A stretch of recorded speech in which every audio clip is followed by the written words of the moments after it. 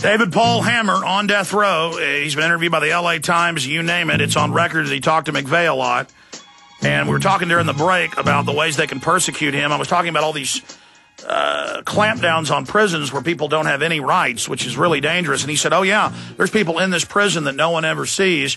And he talked about what they may do. They may come in his cell when they find out. They have to physically unplug the phone. This is a special phone system that he's on right now. Sir, go over that, and then let's talk about the fatigued leg. That came out in the news, a leg they can never identify with a body in 1995. Go ahead.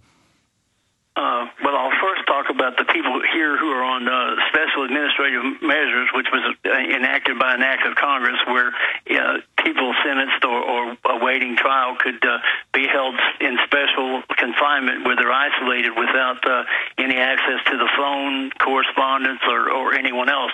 They're just totally isolated. And we have 3 of those people here on death row in a different part of the building where we never see them and they never see us.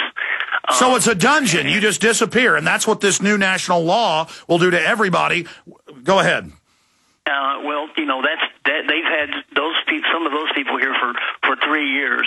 And the thing I wanted to talk about, McVeigh told us that there was a man that he called Poindexter who actually helped him put together the bomb, who actually made the bomb in the warehouse in Oklahoma City.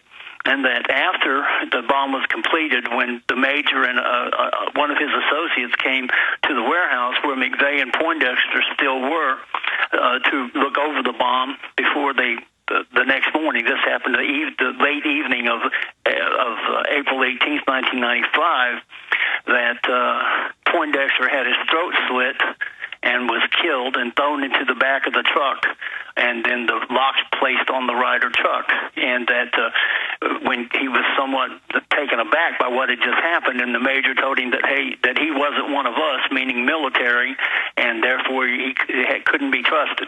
And he was put in the bomb. Once the bomb exploded and all the havoc and all the deaths and mayhem, when the medical examiner's office was finished identifying people, and there was an extra leg, and the extra leg was found. It was attired in military fatigues and a combat boot, and that leg has never been identified to this day. I believe that's a big lead. McVeigh kind of laughed on a couple of times and said, look, all they have to do is run a DNA test. It's going to be in the military database or the CIA database of their agents or of military personnel. I don't know that is the fact is the case. But no, it is. Everybody 37 and younger is in a CIA Pentagon database. That's now mainstream news. Blood's taken at birth. Everybody 37, now 38 or younger is in the database, born in a hospital. Told people this 14 years ago, now declassified. And, of course, the FBI, CIA, Pentagon all have access to the troops' blood as well. They also use it to frame people. But go ahead. Well, there was testimony at Terry Nichols' trial and at McVeigh's trial about this extra leg, and the medical examiner, Dr. Fred B. Jordan, he was the medical examiner at the time in Oklahoma City. He said that, yes, we have this extra leg and no one has come to claim it. There was further testimony from experts who involved in bombings in England who testified that in all the bombing cases they were always, someone came, if there was an extra body part, someone always came to identify the victims of the explosives. And so this is a clue. The leg and other body parts were actually buried in a grave close to the state capitol building in Oklahoma City. But Dr. Jordan testified that he could not identify this individual's, whoever the owner of the leg was, through DNA. Stay there. Got a break. 1 minute. 1 minute. Final 5 minutes from death row. Straight ahead.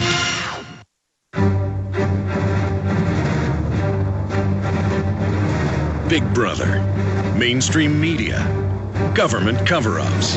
You want answers? Well, so does he. He's Alex Jones on the GCN Radio Network. And now, live from Austin, Texas, Alex Jones. We have liberty and freedom because our ancestors would stand up against corruption. That's why we have private property, Second Amendment. If we don't have courage and stand up against evil men and murderous, dangerous groups, then the sky's the limit. We cannot capitulate. And it's dangerous for me to be talking about this. It's dangerous for everybody involved. It's just horrible. Bob Chapman's coming up on the economy. We have no future unless we just stand up and tell the truth. And that's why I feel good about what I've done and everything that David Paul Hammer on death row with McVeigh for many, many years. On record, he was with him, did talk to him. That's, even in the LA Times, other publications. And everything he said about the case is on record from other people. In the last 4 minutes we've got left, sir, you've got the floor, final comments, because you haven't been live on the media in 11 years. They're planning to execute you very soon, and they told you they wouldn't execute you if you wouldn't write the book. So in the last 4 minutes, closing comments for the audience. Well, I would ask your audience, not to discredit what I'm saying just because of where I am and my situation. This is far more important. This is not about me. It's not even about Timothy McVeigh anymore. It's about the government, and it's about those who are still out there, terrorists, who helped plan and carry out the Oklahoma City bombing. They have not been brought to justice. They're there, and not only have they not been brought to justice for the Oklahoma City bombing, but they haven't been brought to justice for killing Kenneth Trinidad and mistakenly thinking that he was part of the bombing plot. The government, lawyers have oftentimes claimed when they're presenting an inmate witness or an informant or someone to the jury in their cases, we don't pick our jury, we don't pick our witnesses. Well, this just happened. I mean, I'm on death row. I'm speaking.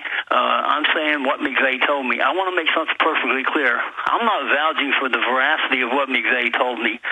What I am vouching for is the veracity of what we've been able to substantiate through thousands of pages of documents. I want to bring up a couple other quick points.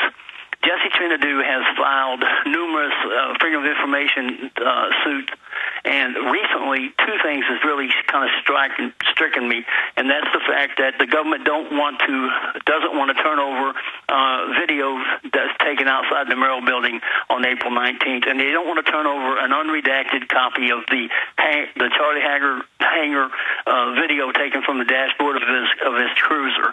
And in response to the request for records from the CIA, their response was and is that it would be a danger to national security to turn over these documents.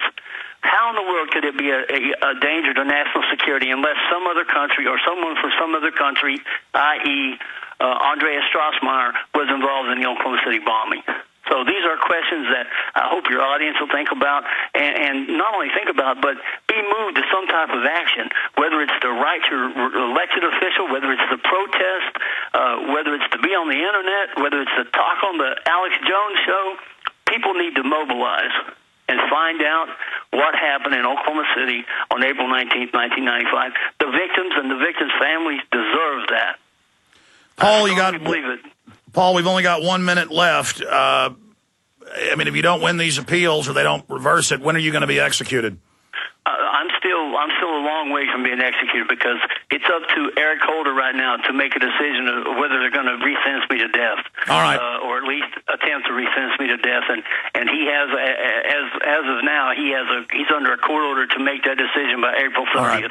So it would be sometime after that. David Paul Hammer on death row at Terre Haute, Indiana. We're out of time. I appreciate you contacting us and coming on the show. We confirmed through other individuals this is Mr. Hammer on with us. And in the last 10 seconds, I believe your story because it fits with everything else we have. I believe you, and I have a good discernment, excellent discernment. Give us your website one more time for folks that want to learn more. www.deadly-secrets.com, and the book is available at authorhouse.com. God bless you.